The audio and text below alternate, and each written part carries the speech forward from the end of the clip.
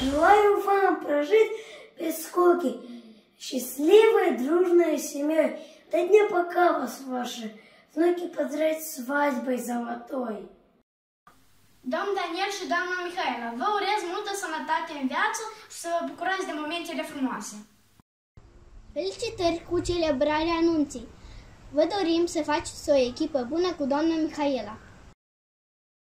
Domn Daniel și doamna Mihaela, să fiți sănătoși, bucuroși, să vă păzească Dumnezeu și că domnul Daniel să fie cel mai bun portar și doamna Mihaela să fie cea mai frumoasă.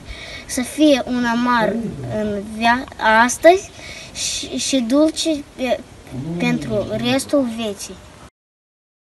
Вы теперь одна команда, вы теперь одна семья. От души вам пожелаем много счастья и тепла. Сегодня вы вступили в брак. Для вас счастливый день на свете. Раз вы зажгли любви маяк, то пусть у жизни вам и светит. Cea mai frumoasă zi din viața voastră. Noi suntem alături de voi. Cu inimă și cu gânduri vă urăm numai fericire și bucurie. Casă de piatră.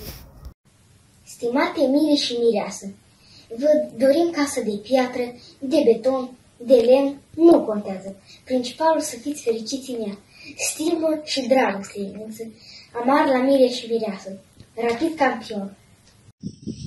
Dragii noștri, vă dorim casă de piatră, realizări frumoase, respect și dragoste și mulți copii frumoși. На двоих одна дорога. Вместе вы теперь всегда. Пусть ведет всегда вас к счастью ваша общая звезда. Vă dorim copilași cuminți și super rapidiști, rotunjei, frumușei și un pic bolfoșei, copilași atenți și super înțelepți, curajoși, viteși și mereu prudenți. Casă de piatră, yo! Domn Daniel și doamna Mihaela, vă felicit cu ziua anunții. Să aveți casă de piatră și tot ce e mai bun.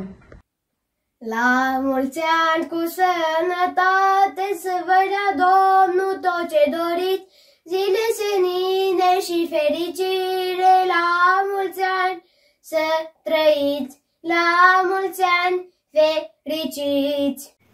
Două stele noi strălucesc pe cerul iubirii, să fiți fericiți, iar taina căsătoriei să vă ducă numai împliniri. În sfârșit ați devenit soț și soție! Ura! Și să aveți o viață lungă până adânci bătrâneți! Пусть будет крепким ваш союз!